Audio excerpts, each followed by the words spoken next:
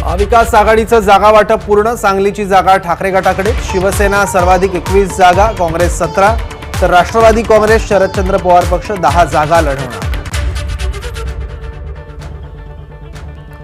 सांगलीची जागा ठाकरे गटाकडे गेल्यानं विशाल पाटील समर्थक.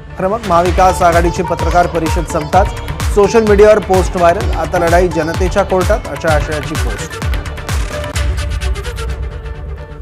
सांगलीतील काँग्रेस नेत्यांची उद्या बैठक. विश्वजित कदम, विशाल पाटील, विक्रम सावंत, जयश्री पाटील आणि पृथ्वीराज पाटील राहणार उपस्थित. बैठकीनंतर विशाल पाटील घेणार पुढील निर्णय.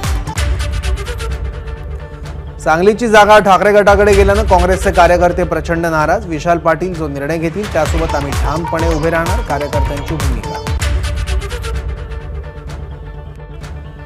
महाविकास आघाडीतील जागा वाटपाचा तिढा सुटला. मित्रपक्षात कोणतेही मतभेद नाही, शरद पवारांकडून स्पष्ट.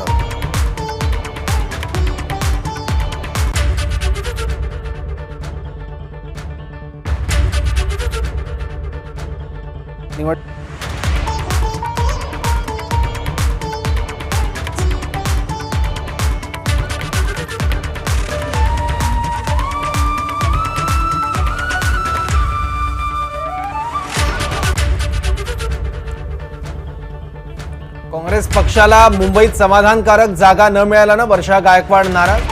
ज्या जागा निवडून येऊ शकतात त्या न देता ज्या जागेवर ताकद नाही त्या दिल्या, वर्षा गायकवाड यांची प्रतिक्रिया. वर्षा गायकवाड यांच्याकडून राज्यातील काँग्रेस नेत्यांची दिल्लीत तक्रार. मुंबईच्या जागा वाटपासंदर्भात राज्यातील नेत्यांनी महत्त्वाची भूमिका घेतली नाही. केसी वेणुगोपाल यांना फोन करून वर्षा गायकवाड यांची तक्रार.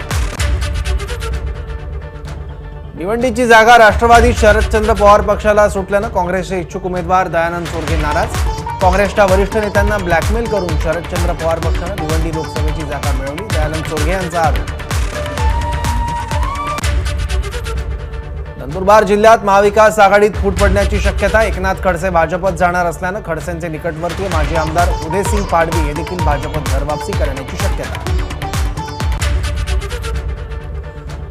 प्रकाश आंबेडकर भाजप विरोधात आहेतच. आंबेडकरांनी विरोधातील आघाडीमध्ये यायला पाहिजे, त्यांच्यासाठी सर्व दरवाजे खुले आहेत. अंबादास दानवेंची प्रकाश आंबेडकरांना ऑफर. अकोला लोकसभा मतदारसंघात यावेळी जातपात न पाहता मतदान करा, वंचितचे अध्यक्ष प्रकाश आंबेडकरांचं मतदारांना आवाहन. वंचितचे उमेदवार अभिजित राठोड यांची याचिका न्यायालयाने फेटाळली. यवतमाळ वाशिम लोकसभेसाठी वंचितकडून अभिजित राठोड यांनी भरलेला उमेदवारी अर्ज छाननीमध्ये झाला होता रद्द. खंडपीठाचे निवडणूक विभागाकडे याचिका दाखल करण्याचे निर्देश. महादेव जानकर आणि रत्नाकर गोट्टेंकडून शिट्टी वाजवत प्रचाराला सुरुवात. गंगाखेड इथं संत जनाबाईंच्या जन्मस्थळी जानकर गुढीपाडव्याच्या दिवशी नतमस्तक. जानकरांकडून संत जनाबाई यांची आरती. एबीपी माझा, उघडा डोळे बघा नीट.